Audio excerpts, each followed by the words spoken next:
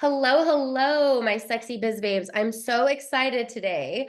I have a special guest, Kimi Inch, who I've been wanting on my podcast for quite some time, and it is going to be a delicious treat for today. And it's my birthday. So she got to give me a good present of coming on today, and we're going to get into all the kinky, wild things all around a dominatrix. So she is my first dominatrix.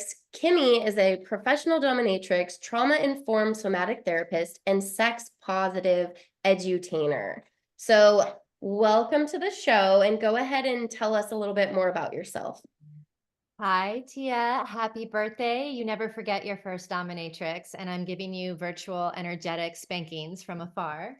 Ooh, But yes, I am so excited to be here. It's true. I am a dominatrix. I am a therapist. I'm also a sensual alchemist, and I'm a motivational spanker. And I am just super passionate about introducing people to learn what's possible in their erotic lives. yes. Okay, so this is a question that I bet everybody wants to know. Like, how in the world did you become a professional dominatrix? Yeah, it is because people are so curious. Like, how does one? If there, it was not like a major in college. So it's interesting because I feel like it really started when I was around 11, 12 years old, and I Oh, was watching this R-rated movie with my mom called Basic Instinct. And if you don't know that movie is highly sexual. Also has a lot of BDSM stuff in it. And being 11 years old, I didn't really understand what all of that meant, but I did know it turned me on. And I was watching this with my mom, awkward. yeah. And during this like very heightened sex scene where they're tying each other up and slapping each other and scratching each other and orgasming and all of these things, my mom turned to me and she was like, "You should not be watching this." And Yeah. I remember like the mix of arousal and shame and embarrassment and turn on and just like being so concentrated in my body. I had never felt this before. Like my face was red and my genitals were tingling and my nipples were hard and I'm sweating and my ears are ringing. And it was this moment of just very, very intense aliveness. And I remember thinking to myself, oh, it feels really good to do things we're not supposed to do. And Ooh. that created a belief system within me that basically I had been chasing ever since. So when I first started having sex with my first boyfriend in high school, about 3 times in, I was so bored. I was like, is this all you got? Like, is this it? And I was bummed because I was so excited about sex. I thought it was the most interesting thing in the world, but it turned out that it was so boring. So I offered some suggestions. I said, like, let's dress up and pretend to be different people. Let's tie each other up. Let's slap each other. And he was very accommodating because he was just happy to be having sex at all. He was 16. Yeah. So he was accommodating, but he was confused and was like, why do you need all this weird shit? And Yeah.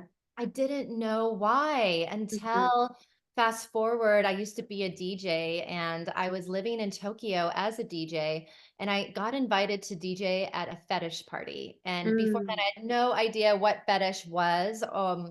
So I showed up with like my little pigtails. I'm like in my early 20s wearing all white. And I'm standing on a platform behind the DJ booth. And I look across the smoky club because, again, I'm old. And people were smoking indoors then.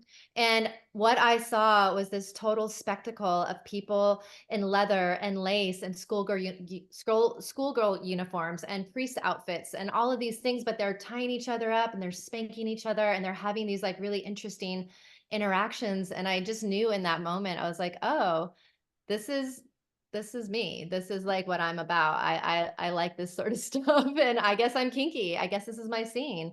And I met women who were professional dominatrixes, and they took me under their wing and showed me the ropes. And essentially, we learned, or I learned how to dom, and I had a really limited knowledge of what that even meant. I just was thinking I was going to get paid to be a boss and to be a queen and to tell people what to do and be a professional mean person.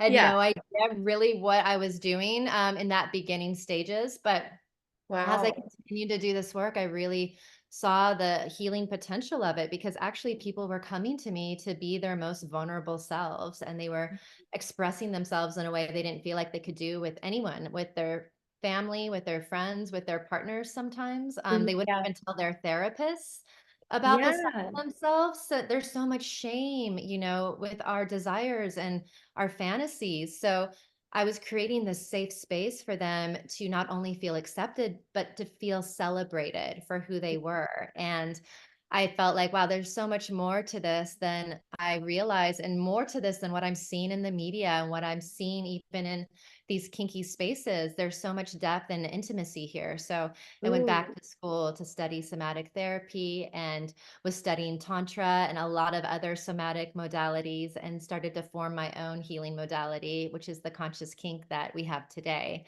And Ooh. that brings us here to doing the intimacy coaching and helping people to expand and to use their desires and fantasies as a way to evolve and to grow and to come back to wholeness. I love that so much. And I bet there's people listening that resonate with that a lot. And I do too. Yeah. I also, as soon as I started having sex, I wanted to try all the things like Yeah. right away. Like some people are like, oh, like over time, we started to do anal when they got bored, Right. or toys, or tying up. No, my first time having sex, I was like, ooh, let's try like handcuffs. I want to be spanked. I want to try this. And like, within a year, I tried anal because I was like, it's something new, it's something different. And I was Yes. in such a very conservative, religious state, Utah, that I did have a Mm. lot of that shame of like, what's wrong with me? Why do I want to try all these things? Why do I like BDSM? I was very, at the beginning, liked pain and Mm. thanks. And I felt a lot of shame, and especially how society trains us that we're like damaged, or like there's Mm. like, for example, 50 Shades of Grey. When Right. that came out, I was so intrigued, but they kind of have the storyline of because he was abused, that's why he Yeah. likes it. And so I Right. felt shame, like, but I wasn't abused. Why do I like it?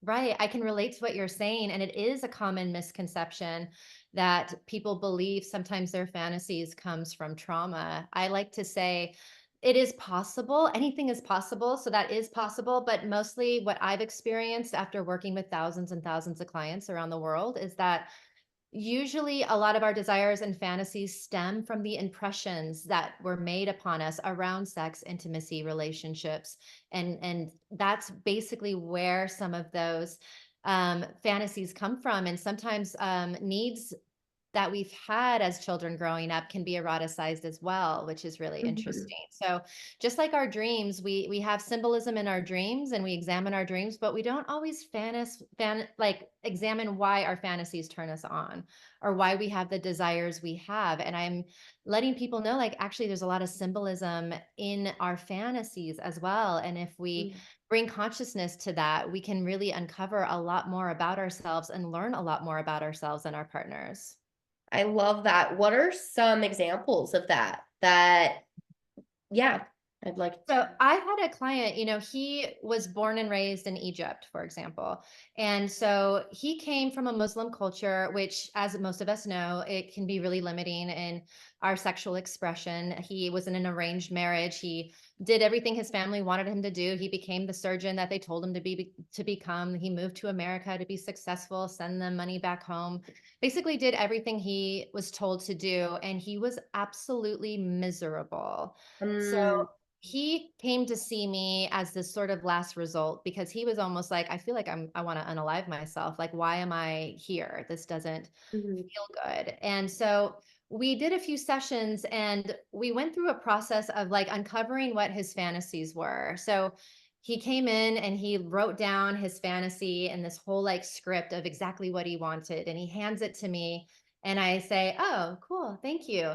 And I hand it right back to him. I'm like, "So read it to me. I want to hear what your fantasy is." And he's like, "Oh, I gotta read it. Okay." Yeah, So he like reads it out loud. Essentially, his fantasy circles around wanting to be kidnapped and forced into servitude by powerful, beautiful women who do whatever they want to him. They use his body, they humiliate him, they yeah. tease him, they do all these things to him by force. And he's reading this aloud to me, and I'm like sitting there listening to him, and I'm like, this is really interesting. And so when he was finished, he was like, so what do you think? And I'm like, I really loved how you've eroticized your victimhood.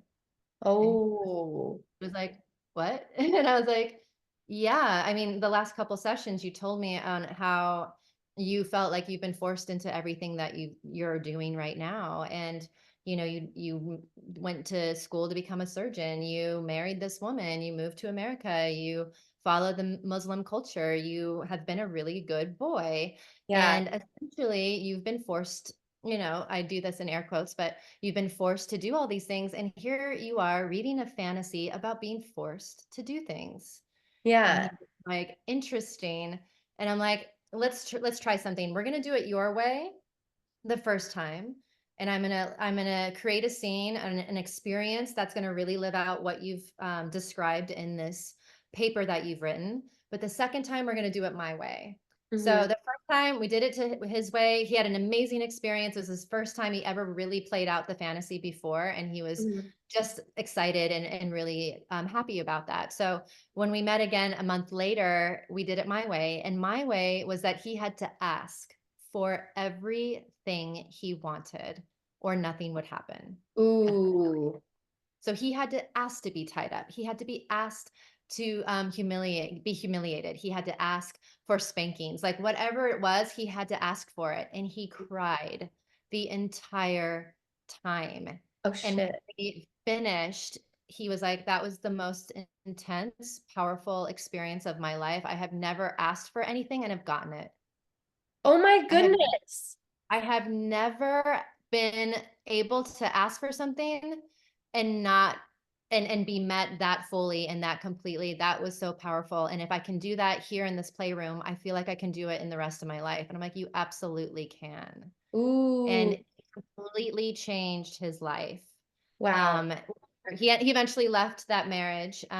He didn't leave his work, but he also now he takes people through erotic experiences similar to what I do, but as a man, like a Yeah. professional dom, sort of, and does shibari work and ties people up and does all kinds of really cool stuff. But he is living his best life right now. He is living his best life because we were able, well, first of all, because he was courageous enough to do so, but because he was willing to create an experience where he could have a completely bodily, visceral experience of something different, something that contradicted his belief systems, Yeah. something that was so different than what his life experience was that it completely rewired his brain. And he decided he Mhm. was going to live a different life after that.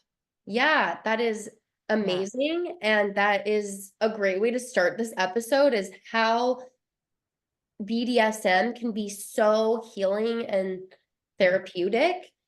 Mm, And it's definitely been healing for me. What's helped me is being out of control. I feel like I always had to do, and I'm a very like go-getter type A mm, now where I just do everything and myself. And asking for help is like one of the hardest things for me. It's still mhm, really hard, but that's why I loved BDSM is that I could just submit and let go and I didn't have to do everything and my thoughts take over. And I'm mm, curious, like you've probably had a lot of people like that and successful men, even like they're yeah. always in power. So then they want to let go of power. Is there Mm. usually even more depth to that? Like, do you have any stories around that? Well, I think it's so wise, first of all, T, I think it's so wise of you to acknowledge like how you've operated in life as a type A personality, as someone who likes control, as somebody who's a boss ass queen that you are. And also that can appreciate like in through BDSM, maybe that can be set aside, like that Mhm, identity can be released. And it's interesting because I've spoken alongside many people who are talking about plant medicines like mhm, psychedelics and MDMA and ketamine, all beautiful, beautiful opportunities for people to step outside of their identities. Like yeah. essentially, it's an ego death. And so is creating a kink scene as well. It's an ego death. It's a separation of like what I usually am 9 to 5, and I get to embrace a completely different persona or a different experience of what life looks like. Mhm, And that can be super profound because I feel like these plant medicines are amazing at opening doors for people to learn about themselves. But ultimately, when we are able to explore on our own, it's important to remember that we need to open our own doors. Like, so when we don't need to lean on a plant or anything outside of ourselves to create expansion, then we start to learn like, oh, wow, I have everything I actually need already inside of us. And you're given an opportunity to explore with a partner. So you have to have communication skills, you have to have trust, you have to have ability to have attunement and to connect with another person. It Mhm. teaches you how to flow with life and how to flow with another person. And all of this strengthens your ability to have fulfilling relationships and a life in general. Mhm. So it's interesting if you can like actually take the fantasies that you have and implement them in a way where you can bring consciousness to it, and you can start to say like, well, just because I've been doing life a certain way doesn't mean I can't maybe implement more ideas around surrender and being in Mhm. flow and being in a relaxed, receptive sort of state, because I've Mhm. done it in the play space. So I know I can, I know it's possible. Why don't I implement it a little bit more into my daily life so that I feel like I have more balance in my life in general? Yes, so I've done that. And that's Ooh, you get comfortable in that surrender, so yeah. you know the feeling of it. And I Mhm. started getting comfortable being tied up or comfortable in not being able to control or move or talk. And so I could feel into what it felt like. So then in life, I could feel into what it felt like to ease more into that surrender, ease more into not going into my control or my dictate or this isn't working, I have to fix it and look Yes. back. So that's Ah. why I really like it, is I could get comfortable with that feeling of surrender. This actually reminds me of a story, if I may, Yeah. of a couple I was working with. This couple, they had been together for maybe like 5 or 6 years. They had a really healthy, good relationship, and they were like ready to spice things up, you know? So they Mhm. wanted to spice it up. They wanted to explore kink and BDSM, and they particularly wanted to explore power dynamics in the Mhm. relationship.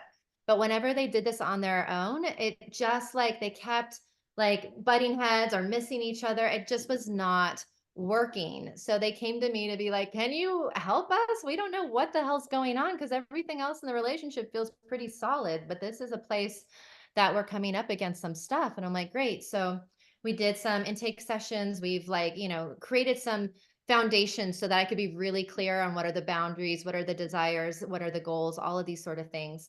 And eventually, all the three of us, created a scene for the male to lead and be the dominant counterpart, and the woman to follow or be the submissive counterpart. And for me to bear witness and maybe help co lead here and there, depending on what was happening. At a certain point, because the woman was interested in being spanked and interested in impact play, she was on a spanking bench. And Mhm. so the man was like spanking her. And as he's doing this, she keeps interjecting. She's like, can you slow down? Can you go a little higher? Yeah. Can you go softer? Actually, that was too hard. No, Yeah. actually, that wasn't hard enough. Like, and so she's like, kind of keeps, bringing in her voice. And I can Yeah. see that he is getting frustrated. Like, Yeah. he's getting annoyed. He's like, I can see his jaws tightening, and he's just kind of like, and I'm like, okay, guys, let's take a time out for a second. Like, let's all take a deep breath. And I'm Yeah. like, I asked the man, the Dom, I'm like, so what's going on? Like, what are you noticing? And he's like, this always happens. She's taking my power, and like I'm supposed to be in charge, but she's just telling me what to do, and like I'm her puppet, and like this is frustrating. This always happens, and I'm like, Mhm. okay, like let's take a deep breath. And of course, she's like, "What? My voice matters, and I want to be able to say what's true to me." And and they're just like like bickering, and I'm like, "All right, everybody, take a deep breath." I was like to the man, I'm like, "So listen, like I'm hearing that you're frustrated that she's taking your power, but you need to know that she can't take your power. You're giving your power away, because Mm. true innate power cannot be taken. It can only be given. And so what I'm noticing is that you are giving your power away in this moment. And I want to know, like, what was your intention for all of this? Like, why did you want to, why did you want to see me? Why did you want to do this scene? And he's like, well, my Mhm. intention was to have more pleasure and more fun and more, depth and intimacy with my wife. And Mhm. it's like, great, like let's come back to your intention, because that's like your northern star. So like let's Yeah. come back to the intention, and let's drop into curiosity and creativity, because you're responding to her voice as a way, like your ego is really riled up right now. And I Yeah. want you to lead from your heart, not from your ego. So there's a million different ways he could have met this person. Like he could have Yeah. said, hey, time out. Like, hey, I'm noticing you're bringing in your voice a lot. Are you feeling safe? Like, I'm curious what's happening for you right now. Like he Yeah. could have called a timeout, or he could have been like, oh, you know what? I want you to sit up from that spanking bench. I want you to look me in the eyes, and I want you to say all the things you want to say.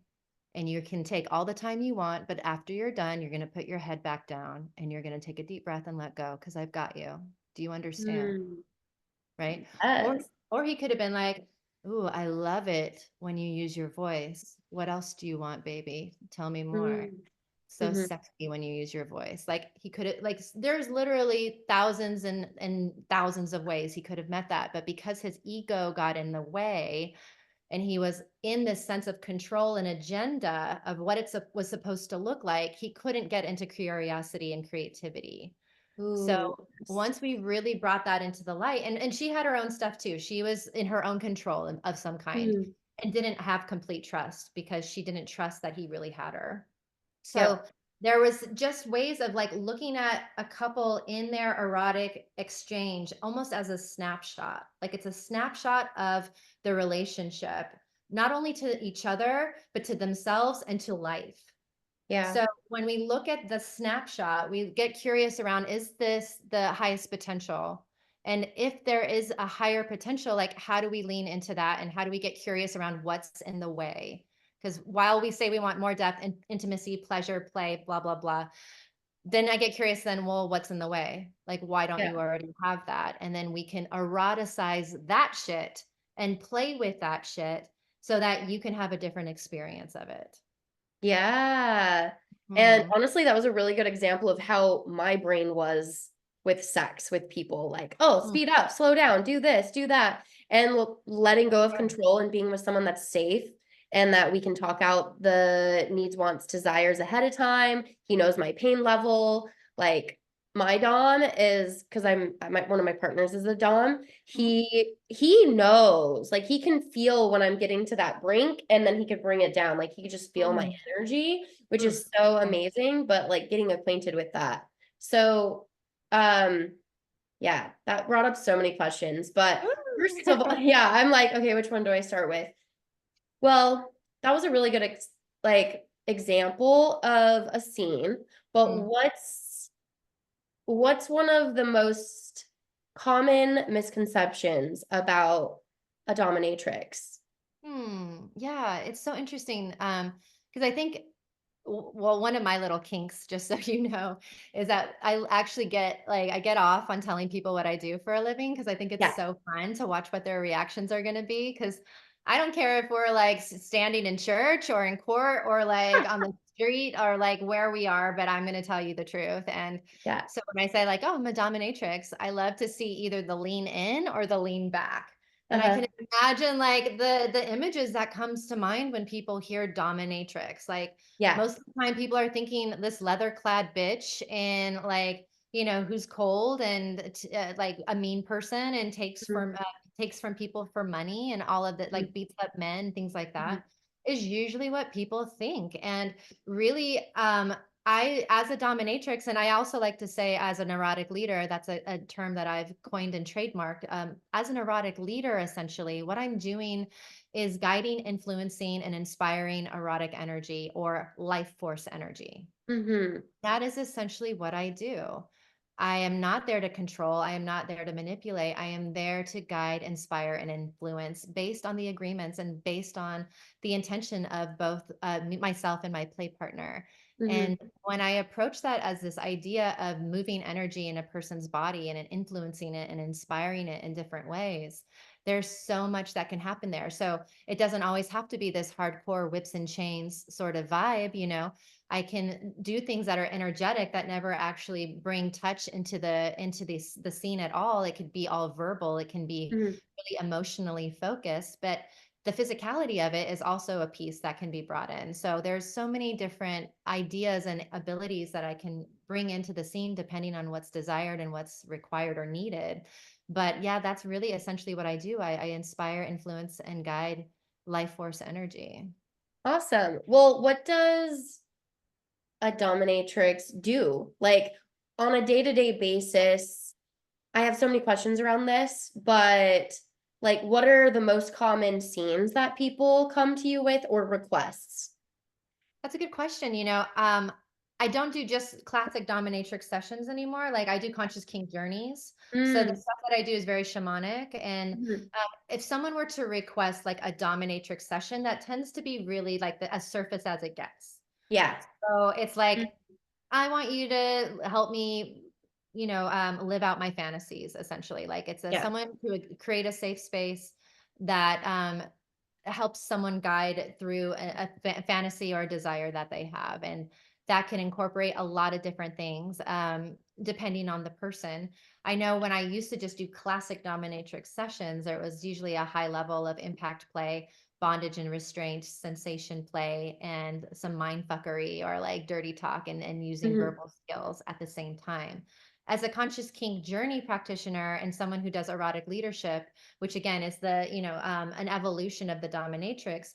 Essentially, I'm there to do all kinds of things. We could be doing shadow work. We can be doing Mm, manifestation work. We can be, creating a space for the person to feel more confidence or feel more surrender or feel more power or feel more of mhm. something. Because quite often I think people just assume a dom is someone that does onto another. Like I'm Yeah. going to tie you up, spank Mhm. you, talk dirty to you.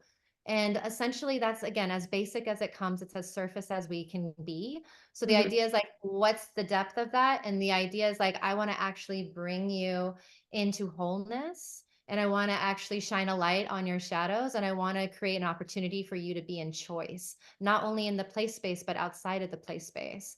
So there's just a lot more that can be sort of explored when we're thinking of the difference between dominatrix session versus a conscious kink journey. Yeah, I bet this attracts a lot more women Oh, because yeah. we're, I don't want to say that, but we want that connection. We want that growth and journey. What's kind of the ratio that you work with? And do you have a lot of women that come to you? I do, it's wonderful. I would say it's interesting. People always ask that, and it's such an even amount, whether it's a class that I'm doing, a workshop, an event, private coaching, all of that. It is like legitimately 50-50 men and women, and also almost 50-50 single people versus couples. So I have a really, really diverse sort of following of people that are really interested in this work. And you're right. I think that women feel more comfortable in the pursuit of depth and intimacy than maybe men, but men also, of course, long for it as well. But it's kind of sad because we're sort of raised to look at sex or to use sex and kink as a way that we use fast food. Like it's kind of there to like, I have an itch, it needs to be scratched. I'm hungry. I'm going to run to In-N-Out Burger and satisfy my hunger. But listen, babe, I don't want to fucking live off of In-N-Out Burger. Yeah. Like I love the 3 Michelin star restaurant. I love the 12 course meal. And a lot of people don't even know that's possible. They don't. How would you know? I mean, in Yeah. sex ed, I learned how to not get STDs and not get pregnant. That's what I learned in sex By not ed. having sex. Yeah, exactly. That's the best path. Just don't do it. Yeah. Which which is basically that's the state of sex education in this country. So how could people know that there's so much more available to them? And of course, when men are learning about sex through porn, it would make sense like, oh, I have an itch. I'm going to go see a dominatrix. But meanwhile, you think about this couple, they go to the sex toy store and they buy a pair of fuzzy handcuffs and they're like, oh, this is gonna be fun and spicy. Yeah. But and that's super cool, no judgment around that. Um, but ultimately they're doing it because they want to feel something. Hmm. And a lot of the time people don't even know what it is. But Oh, they know that it's not just the in and out, wham bam, thank you, ma'am. Like the quickie thing, or the missionary with the lights off. Like there's a hunger and a desire for more. And Mm-hmm. a lot of people are looking for the more, and they look for the more in those fuzzy handcuffs. They look for the more, when they're watching maybe like a porno with their partner, or they're looking for the more, but they don't know what it is because they haven't been educated on what's possible. So the idea of that erotic intelligence is like stepping into your highest potential, and what's possible beyond what the media has told you and beyond what you've seen, yeah, in the mainstream. Yeah, that's fabulous. So people listening kind of ask, like, what is that feeling that you're desiring? You Yeah, see. what's the more? Yeah, exactly. It's so true. We do these 4-day workshops, and it starts off with just getting really clear on your desires and boundaries, but by the end, people are like, "Holy shit, I had no idea." Like, I had no idea I could feel like that. I had no idea I could ask for that. I had no idea I could create that. I just had no idea. I'd never had the permission or the sense of safety where I could feel like that would be possible. And once people get a taste of it, they're like, like, let's do this. Like, no Yeah, holds bars. It's like really, really exciting to see people expand erotically in a really safe, embodied way so that they can realize that they can have more pleasure in their life.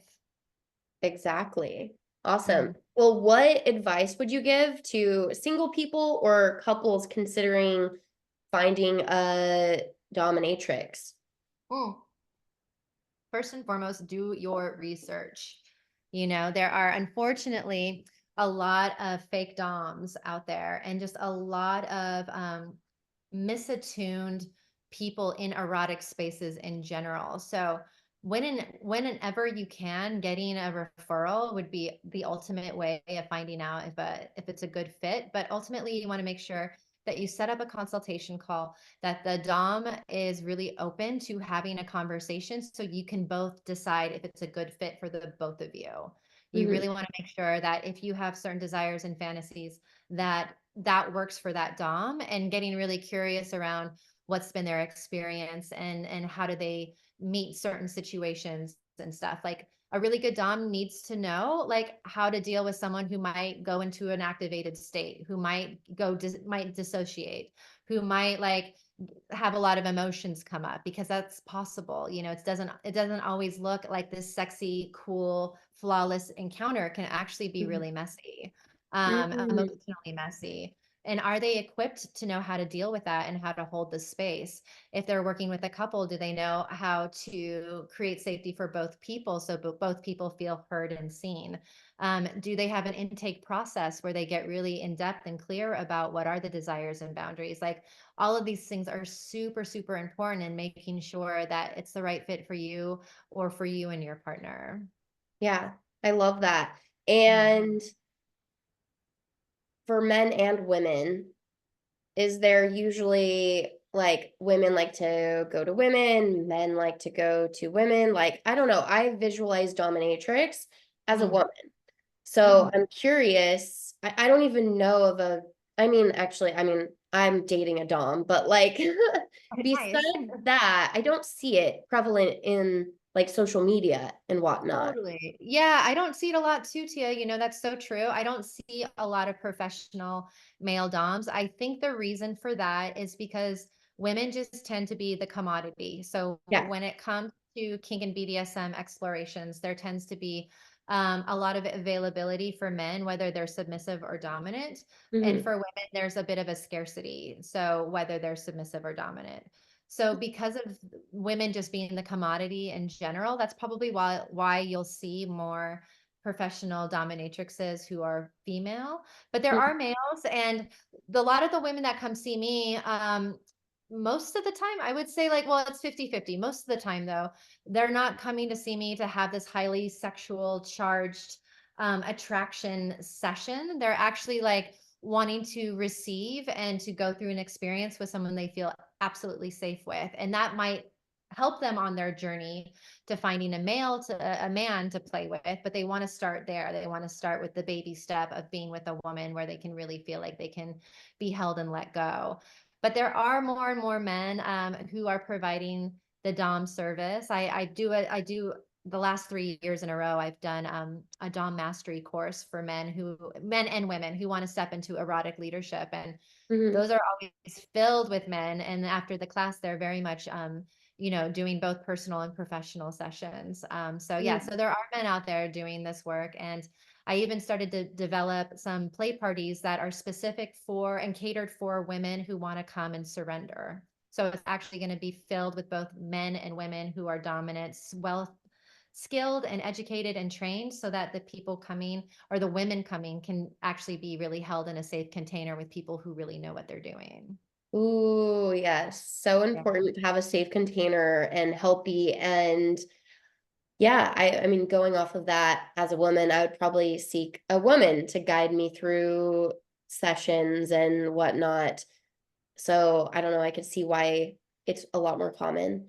And yeah, very cool. And okay. So you brought up a 4-day experience, Yeah. and I'm curious, like what goes on? Do you take people through fantasies? Do they like get to practice with each other? Like, what do you do? I'd love to hear the deets. Yeah, so our 4 day is called Something More, and right now we're doing it in Austin, Texas. But the 4 days that is set up as a journey for people to really step into their desires and what they want to create in life. So the first day is this night where everyone dresses to the nines, everyone looks like really chic and beautiful, and we set the container and we create agreements so that people can feel safe. But ultimately, the highlight of that evening, the first evening, is witnessing a conscious kink journeys that usually I lead with a woman. And it's very, very in depth and sexy, and also very expansive and really heart centered. So people can actually get a sense of like, oh, I have never witnessed this, because you don't see this in the movies or in porn. You just don't see conscious, heart centered, expansive, sexy kink scenes. I haven't seen it anywhere. So people actually get to witness it up close and personal in this sort of eyes wide shut like setup. And Mhm. from that point forward, we say like, now we're going to teach you how you can create the sex life of your dreams. And the second day is focused around communication and attunement. And we also bring in a erotic blueprint coach, Yeah. Casey Neal, who takes them through each blueprint. So they get to learn each blueprint and act out each blueprint, which is amazing because they get to really understand themselves. And if they are there with a partner, you don't have to have a partner, because you can pair up with other students if you want, or pair up with my angels. But you really get to learn about these different blueprints. The next day, they do shibari and impact play. We really focus on those two things. On the Saturday night, later that evening, there's a play party where it's the class, plus I invite all past students. So it's Ooh. people who are not newbies. It's all intermediate players and people that have experience. So we Mhm. have a whole evening where people can implement and create Mhm. scenes and play. And these are some of the like most incredible play parties I've ever been to, because it's not like you walk in the door and it's just this like orgy. Yeah. It's so much cooler than that. It's like, Yeah. and I have nothing against orgies, but it's really about bringing your like most like secret fantasy to life, and not only doing that, but having the entire community support you in making that a reality. And it's really, really incredible. People come away from it completely changed, because I think most people learn like sex is secret and something that is happens behind closed doors, and you don't tell anyone about it, and you sure as fuck don't do it in a room full of like 50 or 60 people.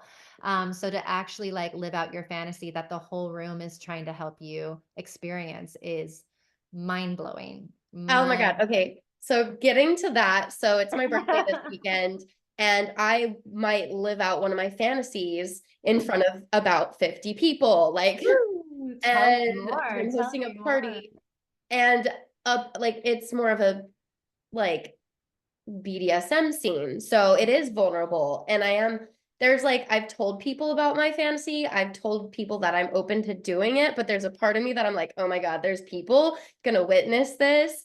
And I've only done like scenes with like a partner or like little mild splashes of things. But yeah, do you have any tips for me? Because it will be vulnerable and there is people. And I do want to do it, but it's scary and vulnerable because I'm gonna be like blindfolded and yeah. Amazing, amazing. I want to just even for the listeners back home who are like, I want to do a play party, I always recommend, like, make sure you do a sort of opening ceremony where you really set the container and you really make sure everybody's in alignment with all the agreements. My 5 agreements are confidentiality, consent, all emotions are welcome, adult space, and let go of expectations, no expectation. Mm, yeah. And when everyone is in agreement, and you can see, because opening ceremony, I usually begin the opening ceremony and we close the doors. So like people just can't come and go Yeah. anytime they want. And we all drop in together, we all agree to the container. And then we start sharing our fantasies with each other and creating invitations. And I love that you're going to be creating an invitation for people to meet you. And the more detail and more clarity you can give the group around what that looks like and what you are hoping for and what you desire and what is not okay and all of those things, the more the more that you're going to be able to really experience that fully. And I'm so excited. And then I hope at the end you can do a closing ceremony Mhm. to close the container and close that energetic loop, so to speak. Yeah, no, that's exciting. What's a good way to close the container? What are some things that you do? Yeah. So when I do a play party, there's an agreed upon amount of time. We usually start around 7 p.m. and I usually close by midnight. So that's just me.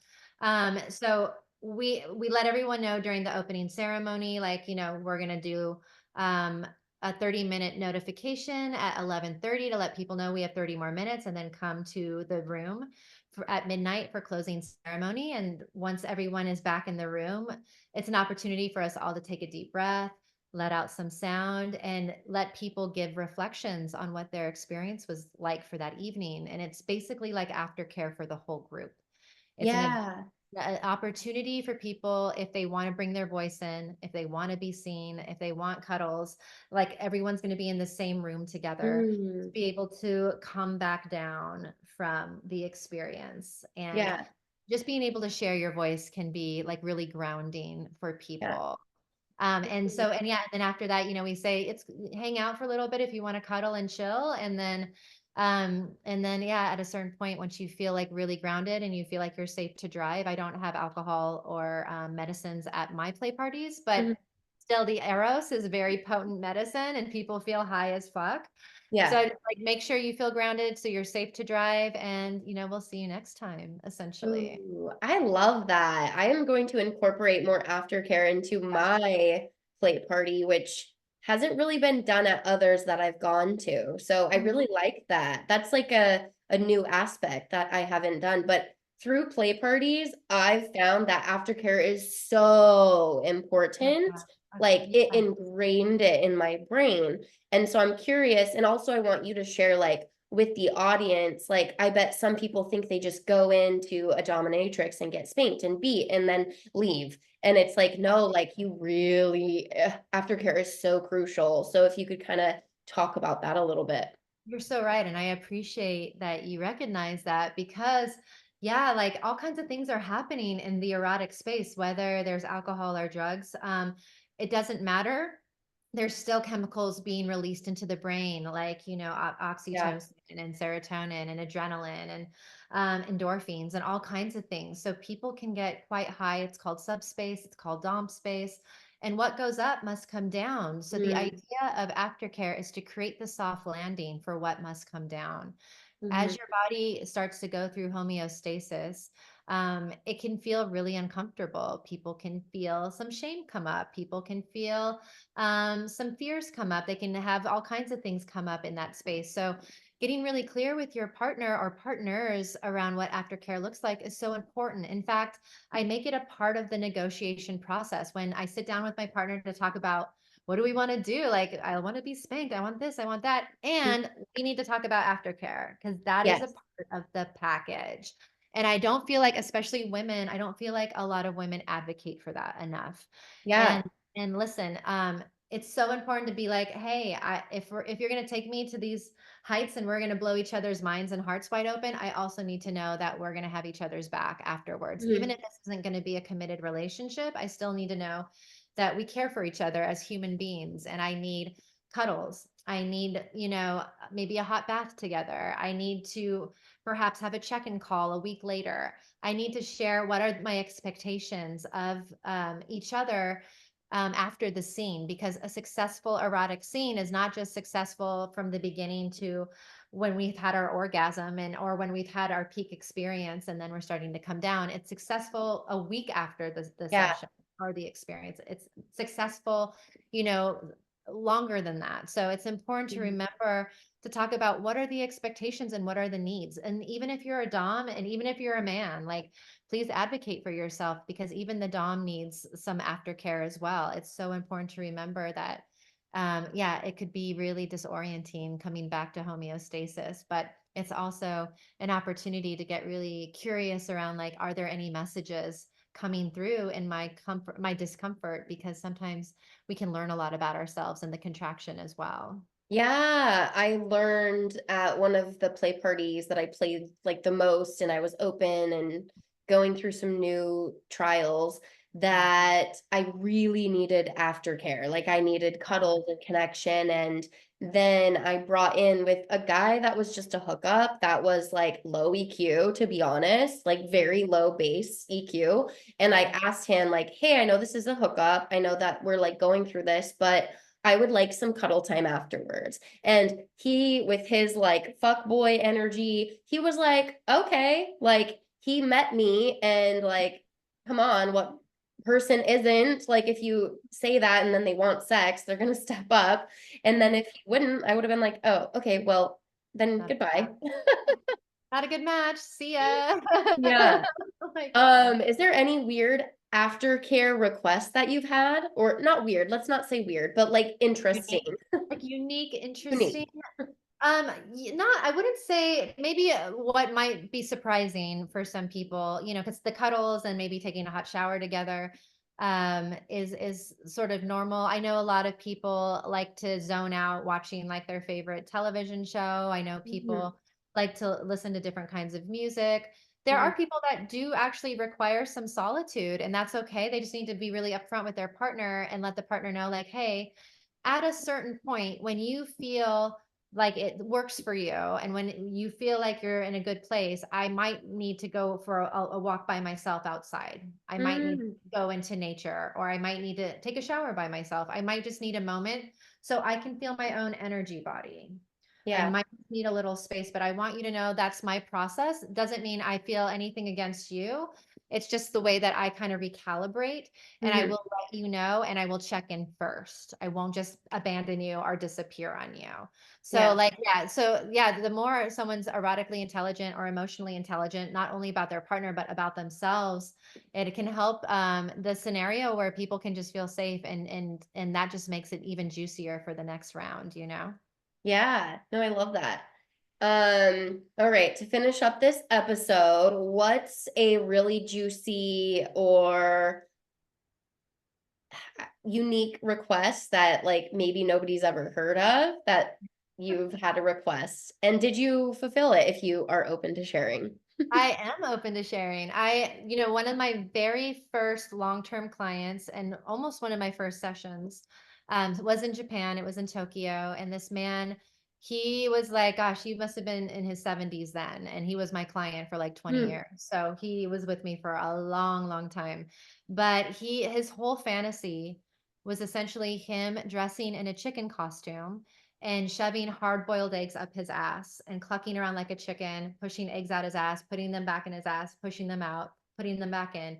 That was the entire session. And I would sit in whatever clothing I wanted. I didn't have to dress in leather lace. I could wear jeans and a t-shirt if I Yeah. wanted to. And we didn't like really talk. I sort of laughed at him and would point at him and things like that. But that was the entire scene. And he was my client for almost 20 years. He would visit me in New York City and bring his chicken costume with him. And we would travel around, and he paid for me to go to school and my apartment. And he was an amazing, sweet, sweet man who barely spoke any English. And that was the Yeah. whole scenario. And that Wow. still goes down in my history books of one of the most unique sessions and scenes I've ever had. Yeah, can you share like what did that mean? Like Yeah, what I was the know.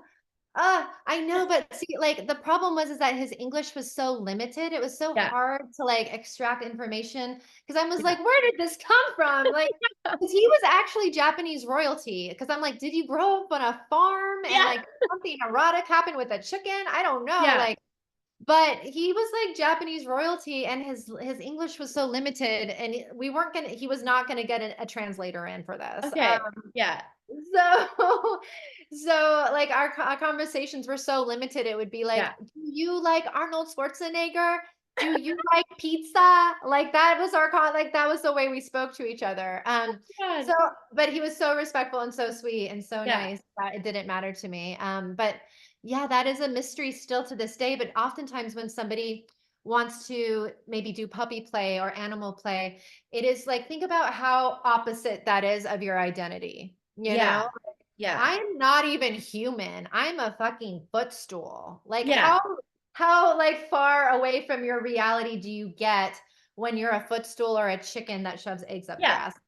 It is really a vacation from your identity. Like we're talking like by reality. You know what I Yeah. mean? And sometimes that creates liberation and freedom for people to experience that level of separation from their identity and reality, that they can actually step into a completely different, like it's almost like a alternate universe in a way, and that can be Yeah. really liberating for That's people. probably what it was. Just like I'm just nothing. My only duty is to make eggs, to lay eggs. Yeah, it And wasn't really sexual, you know, it yeah. was like he was a chicken, and you know, he pushed it eggs out of his ass. I know. And he was a good guy. Hey, I He was a good guy. it's still a mystery, but that is a great way to end the episode. And I would love for you to share, how can people work with you, find you, hang out with you, and definitely share a freebie. Yes, please. So if you want to find out more about me, please go to andmorepresents.com. And also you can find me on all the social media channels under my name, which is Kimi Inch, KimiInch. And we do in-person events. I do private coaching. I do all kinds of parties and play stuff. So I would love to, welcome people who are interested in expanding in this way, invite them, and knowing that you don't have to do this alone. Like you don't have to do this journey alone. Yeah. And there's a lot of resources out there. So even if you aren't ready for the in-person thing, I have online courses. I have a lot of educational material on my Instagram and TikTok. And yeah, I'm here to serve the public and helping them have better sex lives. Oh, yes. And definitely check her out. She has Yes. great Oh, videos, information, and yeah, what's your freebie? I forgot about the freebie. Yeah, so I do have a conscious kink checklist, and I would love if you can just put that on the site, but it's through my website, andmorepresents.com, and you can download this as a starting tool on really exploring what's possible for you and your partner in exploration. And then also to your viewers, I would love to offer a discount to the 4-day something more event as well for all people that come through your channel, if that feels good for you. Yeah, I would love that. And I was going to ask, what is this also for intermediate, more advanced, like, or is it just beginners? Because that's what I was thinking. I was like, I'm more intermediate, advanced. Totally. Like, it sounds so intriguing, but a part of me is curious about that.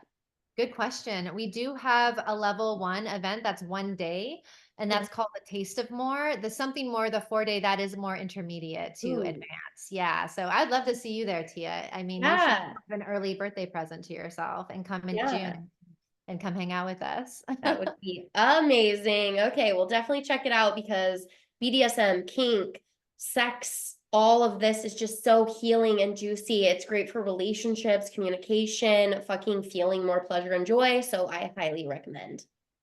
Yes, please. Thank you.